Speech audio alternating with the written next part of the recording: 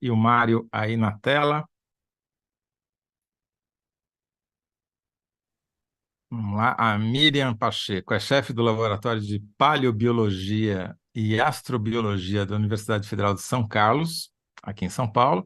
E o Mário Dantas é chefe do Laboratório de Ecologia e Geociências da Universidade Federal da Bahia. Tudo bom, Miriam? Tudo bem, Mário? Tudo em Tudo paz. bom, José Roberto? Prazer ter vocês aqui. Obrigado por terem aceitado o nosso convite. É um assunto que foge um pouco do que a gente costuma abordar aqui, que é mais política, mas eu achei essa notícia tão importante que eu pedi licença para convidar vocês para explicar. Primeiro, eu queria te pedir para vocês explicarem qual é digamos assim, a tradição científica que é aceita, principalmente nos Estados Unidos, sobre qual o período para que os humanos tenham chegado ao continente e, mais especificamente, à América do Sul. Pelo que eu entendo, é bem mais cedo do que as pesquisas de vocês estão demonstrando, é isso?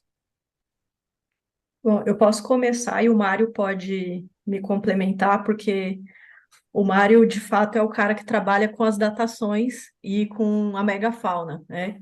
E eu sou a pessoa que trabalha com o processo de fossilização e me intrometi a tentar ajudar a resolver os problemas de Santa Helena. Bom, o que é mais aceito é uma hipótese que é até chamada de Clovis First, que quer dizer Uhum, Clovis primeiro, né? De que os seres humanos eles teriam entrado ali pela América do Norte, de fato, né, pelo Estreito de Bering, que é o mais famoso, sim. Na década de 30, descobriram esse sítio arqueológico no Novo México, ali nos Estados Unidos, que posteriormente ele alcançou umas datações ali próximas de 12 mil anos, mais ou menos, o que faz com que se jogasse as datações para as primeiras ocupações terem começado a ocorrer em torno de 13 mil anos, vindo da América do Norte. Depois esse uhum, modelo ele começou a ser contestado, principalmente por outras descobertas, inclusive na América do Norte e também na América do Sul, no Chile, por exemplo, o sítio de Monte Verde, e outros sítios que a gente tem no Nordeste do Brasil, no México, em outras partes das Américas, que estão recuando cada vez mais essas datações. Mas não sei se o perfeito. Mário gostaria de fazer alguma complementação também. Eu vou fazer uma pergunta para o Mário, que é o seguinte: Mário, quando, digamos assim, o establishment científico, um monte de cientista fez sua carreira em torno dessas datas que a Miriam acabou de falar. E daí aparece outro cientista falando, não, não é bem assim, achei uma coisa mais antiga. O que acontece? Tem uma briga, tem uma disputa, ou é tudo muito polido? Bom, sempre tem algum tipo de disputa, né? Mas o que acontece é que quando você... as datações antigas existem, né? Mas o que está sendo apresentado nos últimos anos é você encontrar evidências de que o homem interagiu com a megafauna. Então, Hum, você tem esse trabalho agora da Thais, né? Que a gente orientou, ela apresenta um resultado que já tinha sido, começado a ser discutido, pelo menos na década de 80. Então, eles começam a falar, olha, tem ossos aqui, tem alguns ossos de uma preguiça que foram modificados. Mas agora você tem várias evidências e foram datados esses ossos, e aí mostra, então, esse material então aconteceu há 27 mil anos atrás. Então, 27 quando mil você anos tem atrás, é 10 é, mil anos antes do que é, a versão 15, tradicional mais ou prega. menos, uns 15 mil anos.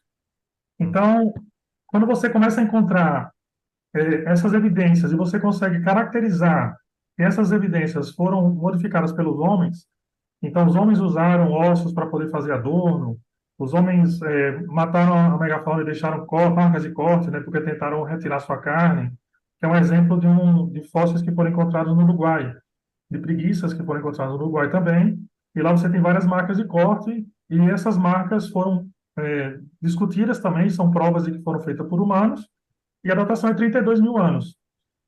Porque, no geral, para dizer que o homem estava aqui há mais tempo, a gente tem evidências que são indiretas também, mas seriam ferramentas líticas, né? Então, por exemplo, a Nier Kidon discute muito isso lá no Piauí.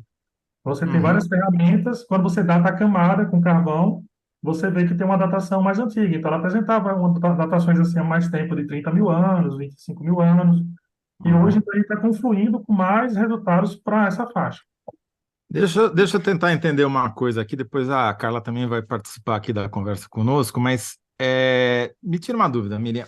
A Uhum, história, pelo que eu entendo, você teve um período que foi a última glaciação, né? Que aham, o mundo esfriou, o nível dos oceanos baixou e os humanos vieram do continente asiático através lá do extremo norte, né?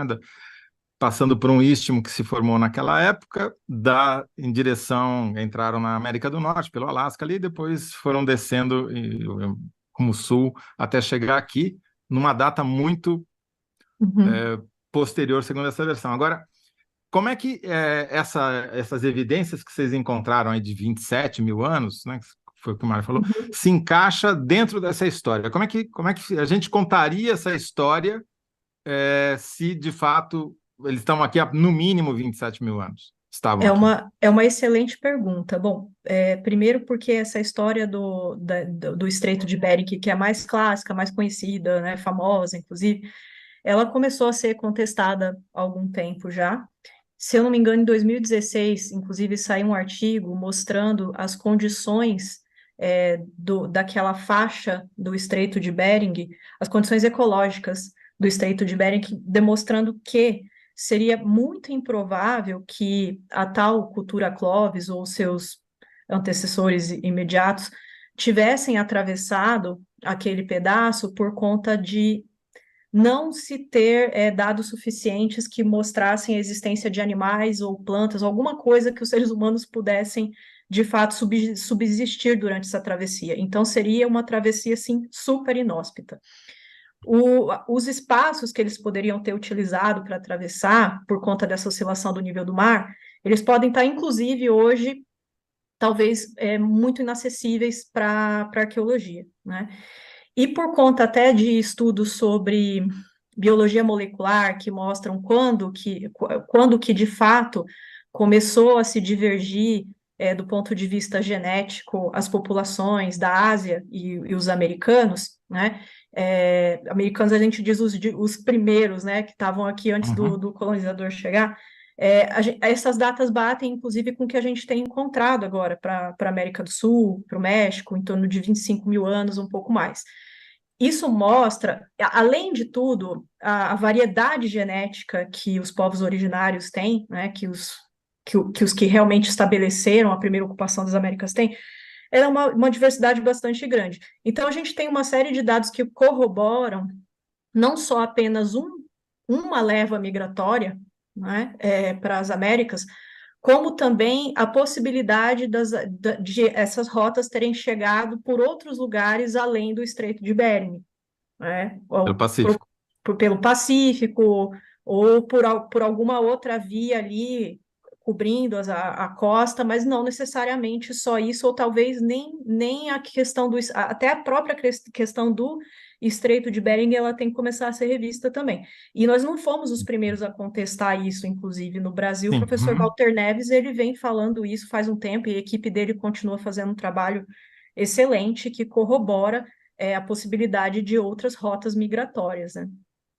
Miriam, então, assim, você está dizendo que agora, com esses estudos, então, a gente está tendo mais evidências de que essa ideia da migração dos humanos para a América tem que ser repensada, é isso?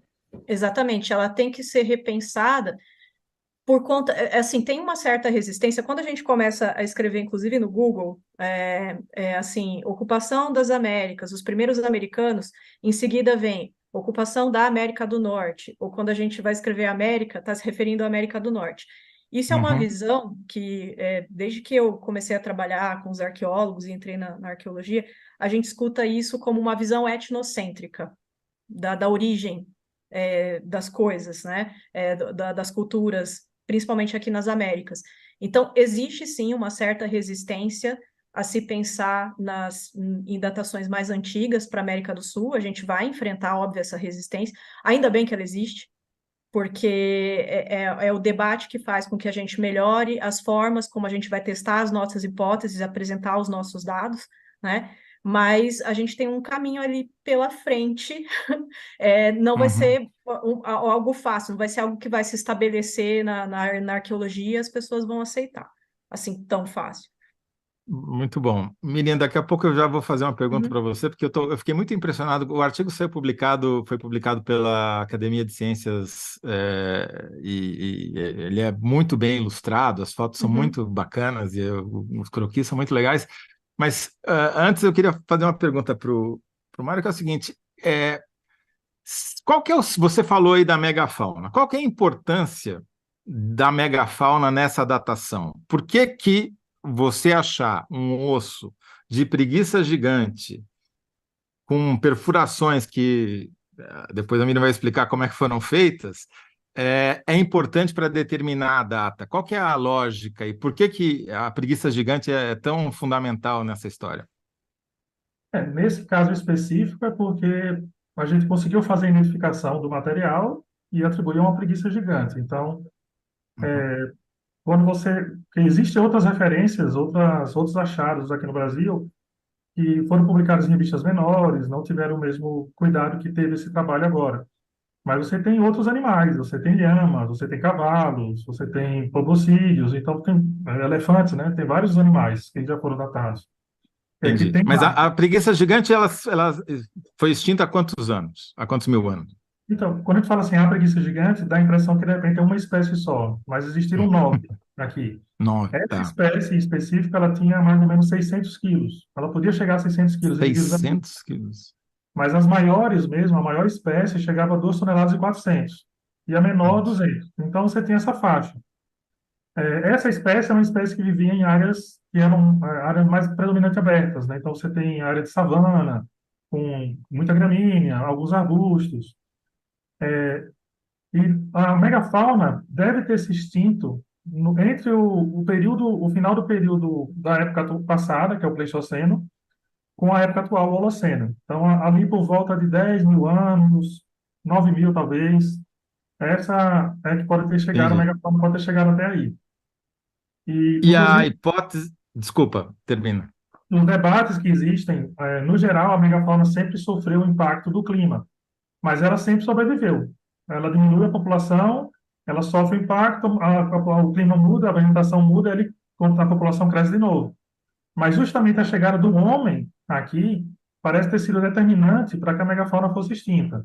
Isso não quer dizer que o homem predou a megafauna diretamente. E, no caso, ele saiu matando a megafauna, como tem a hipótese do Clovis lá na América do Norte, que à medida que o homem foi descendo, ele foi matando a megafauna. Hum. Acredito que isso não aconteceu aqui. Mas, eventualmente, eles pegavam toda a comida da megafauna, porque eram grupos de caçadores-coletores, então eles saíam andando por todos os lugares, pegando frutas, raízes e levando. Então, quando a megafauna foi comendo, tinha. E, Entendi. eventualmente, de repente, caçando alguns animais. Se ele matasse uma fêmea, a gestação de uma fêmea devia durar quase 2 anos. Então, se você mata uma fêmea, demora muito para que você consiga ampliar a sua população. Então, tudo isso acaba sendo um fator que deve ter Entendi. provocado a extinção da megafauna. E quando a gente fala em preguiça gigante, a gente logo pensa num bicho trepando numa árvore, mas um bicho com 2 toneladas numa árvore não dá, né? Então, as preguiças Tem alguma atuais, semelhança com, tipo, dinossauros, assim, que eu imagino uma coisa muito grande? é, a única semelhança que eu poderia dizer assim, realmente é o tamanho, né? Existiam alguns dinossauros que também eram muito grandes, muito maiores do que esses animais que existiram aqui. Mas os dinossauros é um grupo completamente diferente desse ramo, que são mamíferos, né? Como a gente tem Uhum. várias espécies de mamíferos hoje.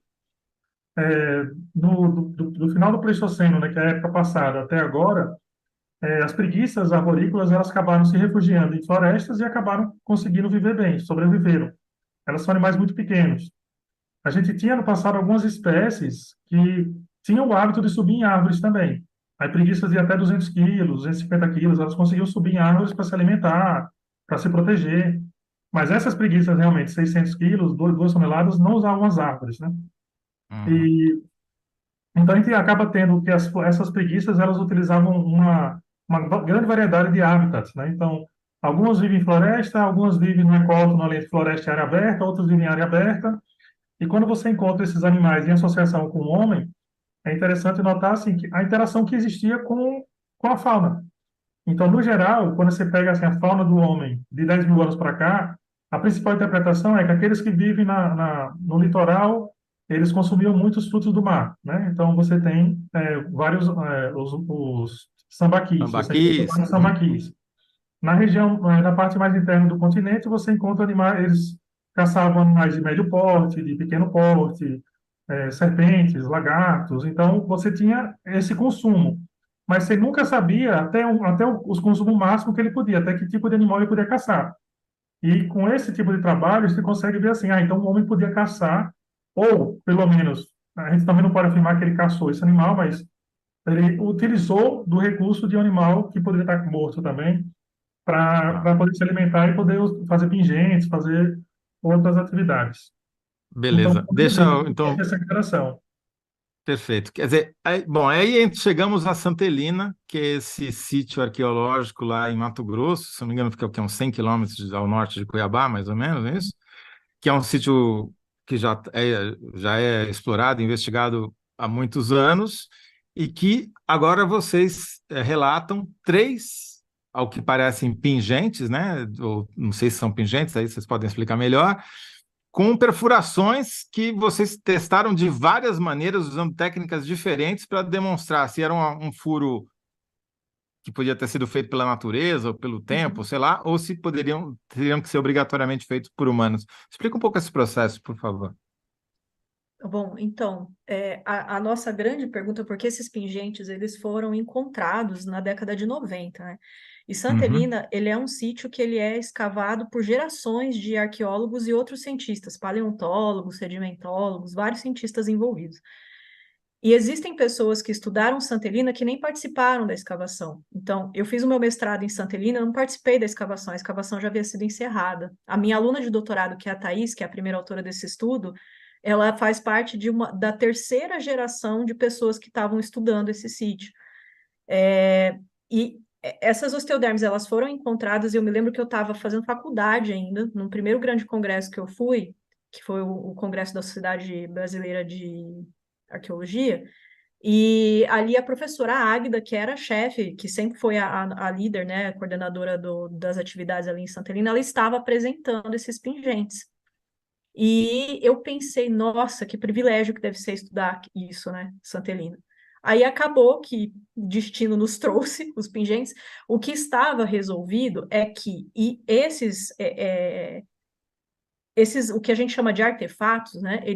A gente sabia já haviam sido feitas publicações, comunicações científicas, estava bem aceito que eram osteodermes, né? Aqueles ossinhos de preguiça que ficavam no dorso da preguiça gigante, que haviam sido modificados em toda a sua integridade.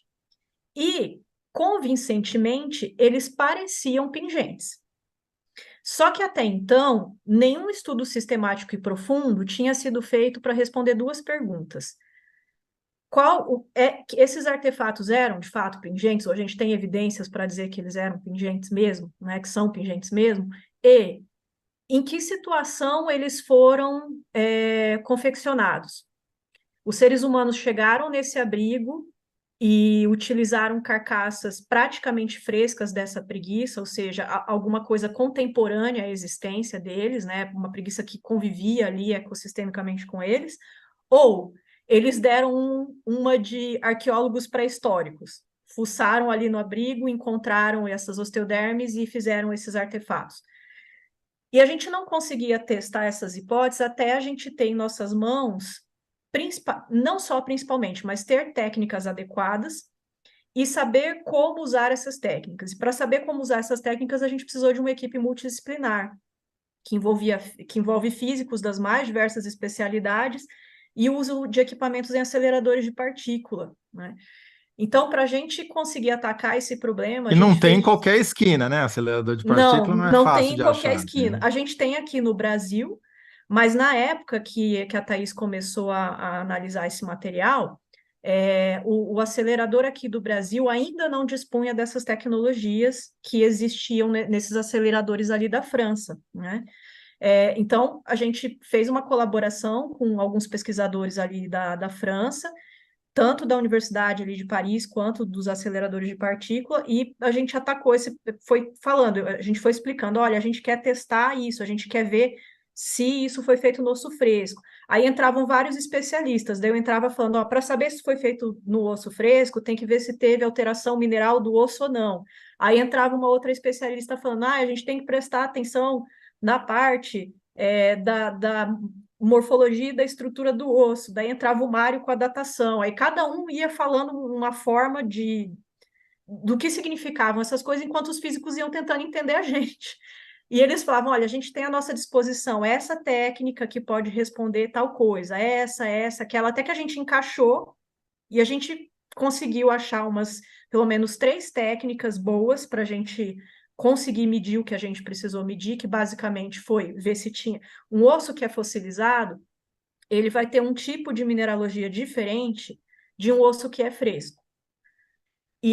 Ou seja, daquele animal que acabou de morrer, morreu, mas não se alterou na sua mineralogia, que é o que acontece no processo de fossilização, geralmente, né?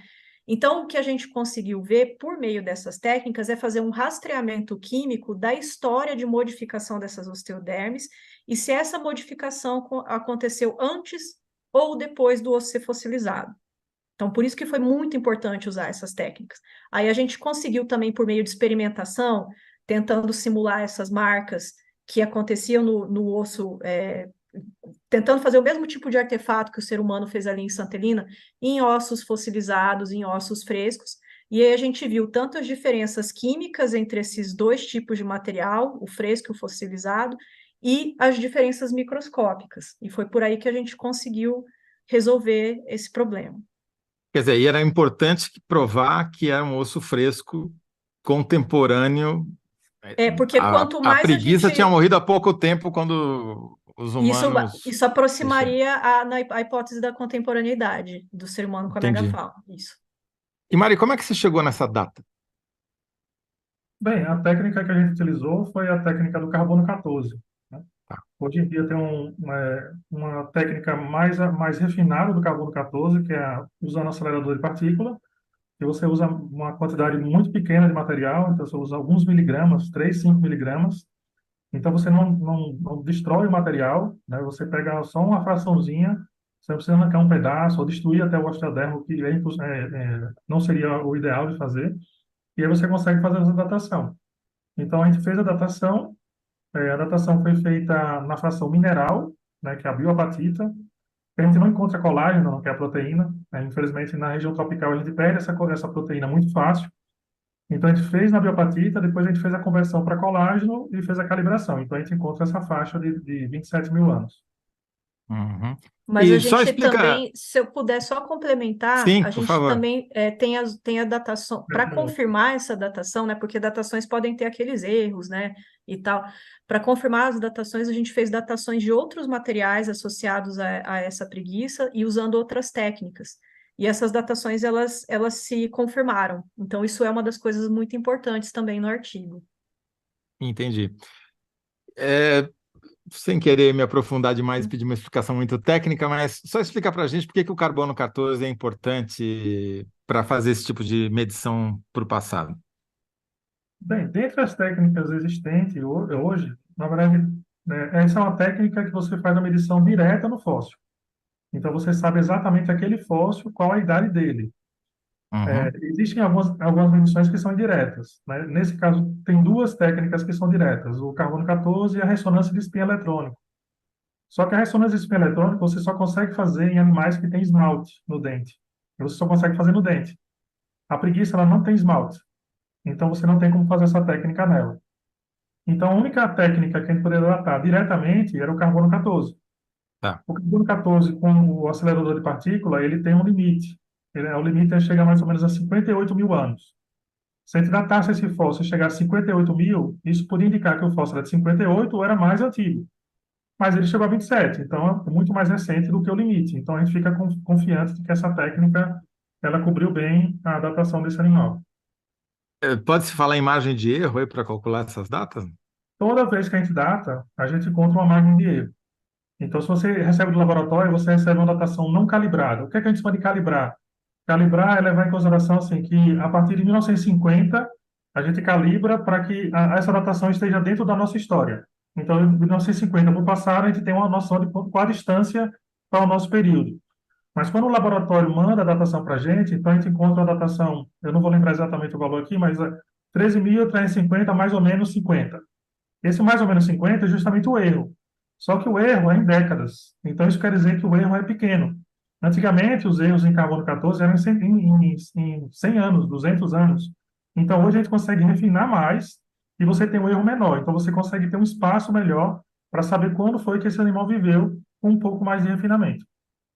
Quer dizer, é 27.500, 27.050 ou A gente arredonda 27.000. 26.950, é muito pouco a A gente diferença. arredonda 27 mil assim, porque para fazer uma divulgação, no geral, é mais fácil você falar 27 mil. Mas Uhum, a datação, quando a gente calibra, ela apresenta um intervalo. Mostra, mas entre esse intervalo aqui, esse animal viveu. perfeito.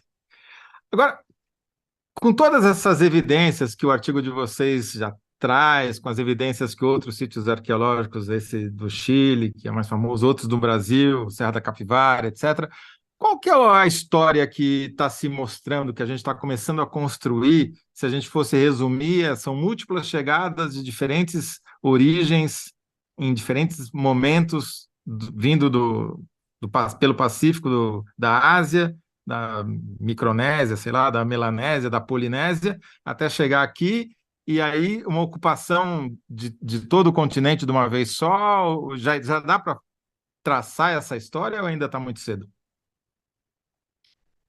Eu acredito que ainda está muito cedo. Tem vários modelos que ficam se apresentando, né? Desde de ocupações que saíram da América do Norte e percorreram toda a América, até aquelas que foram chegando por rotas de outras vias. Os modelos eles são complicados ainda diante dos achados que a gente tem, né? Que são esparsos ainda para a antiguidade, quando a gente está olhando para a América do Sul. E como isso se comunica também com os debates que entram em conflito com os achados para a América do Norte ou dentro da aceitação da comunidade científica.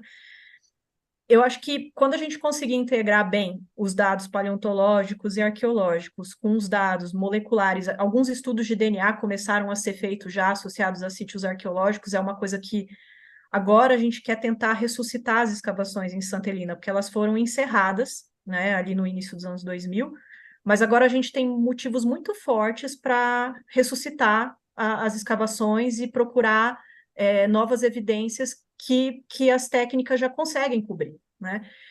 Então, está um pouco cedo, porque a gente está numa fase de compilação de dados de diferentes áreas, de arqueologia, de biologia molecular, sedimentologia, datações, etc.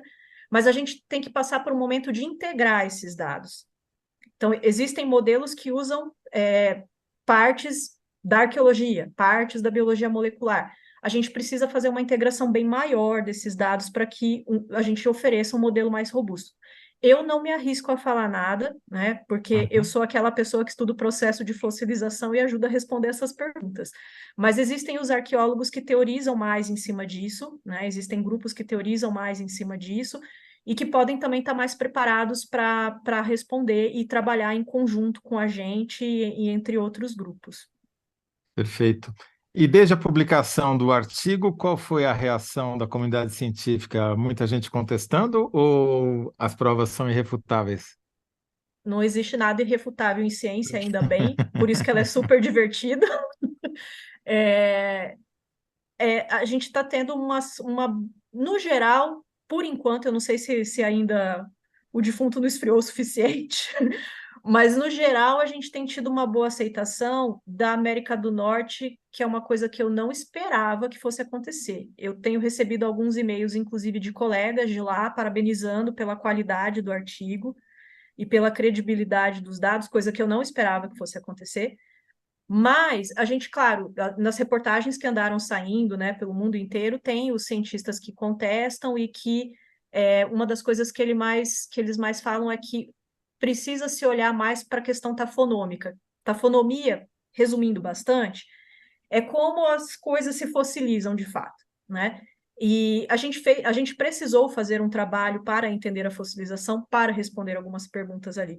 Mas é óbvio que a gente agora tendo dispostas mais técnicas, né? tendo também esse debate com os cientistas que fazem uma certa oposição, mostrando para a gente o que para eles não está claro, isso vai fortalecer muito futuros trabalhos, né? Então, assim, eu não sou uma pessoa que fico triste com as oposições. Eu ficaria triste se esse artigo saísse e todo mundo falasse, que bonito, parabéns. Então, quer dizer que a datação é 27 mil anos, está tudo aceito, vamos jogar nos livros didáticos. Eu acho que um debate é bom para que a gente a gente se mantenha sempre atento como cientistas, como a gente pode melhorar a interpretação dos dados e das evidências que a gente tem. Então, está num momento interessante, está bem equilibrado. Tem as críticas, tem também a parte da celebração, e eu acho que tá bom. Perfeito. Infelizmente, a gente já até ultrapassou um pouquinho o nosso tempo e eu não posso me estender, senão o pessoal começa a reclamar. Mas a pergunta que a gente tinha feito para esse bloco é, afinal, quando os primeiros humanos chegaram aqui hoje ao Brasil? Acho que o afinal é que não dá para dizer, né? Não é o final, mas há bons indícios de que chegaram a pelo menos 27 mil anos, muito antes do que se pensava tradicionalmente. Sim. É É o que por temos aí, para né? hoje. É o que temos É o que para temos hoje. para hoje. Tá bom, tá certo. Em paleontologia até que tá bom, né? Para escala de tempo, assim.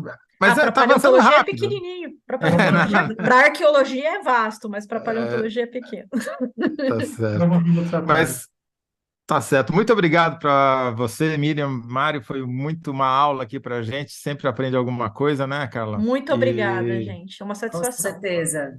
Obrigado pelo convite. Muito obrigada, Roberto. Muita coisa. espero que retomem as escavações lá em Santa Helena, porque tá abandonado lá o Ele não está sítio? abandonado. As escavações elas foram encerradas porque no momento que elas foram encerradas, tudo já havia sido retirado do ponto de vista de dados, mas agora a gente tem mais tecnologias para acessar uma série de questões. Então, o meu plano e da equipe que eu estou ressuscitando agora aos pouquinhos é que a gente retome essas escavações. Se eu entendi corretamente no artigo, vocês já chegaram em níveis de escavação onde já não tem mais nenhuma evidência de presença humana, nada disso. É isso? Quer dizer, é Sim, mais estender do que aprofundar. a gente vai olhar para o que já foi escavado, fazer novas coletas, análises químicas, talvez trabalhar com a possibilidade de DNA, né? Tirar mais amostragens para refinar mais datações. Então, a gente vai aprofundar mais o que já foi feito e o que está preservado ali. Então, já está marcada a volta de vocês aqui, quando você conseguir esse feito aí de reabrir o sítio, tá bom? Assim esperamos. Muito Tá bom. obrigada. Obrigado, viu, gente? Um Até a abraço. próxima aí. Até. Parabéns. Tchau, tchau. Obrigada. Tudo bom, Carla? Que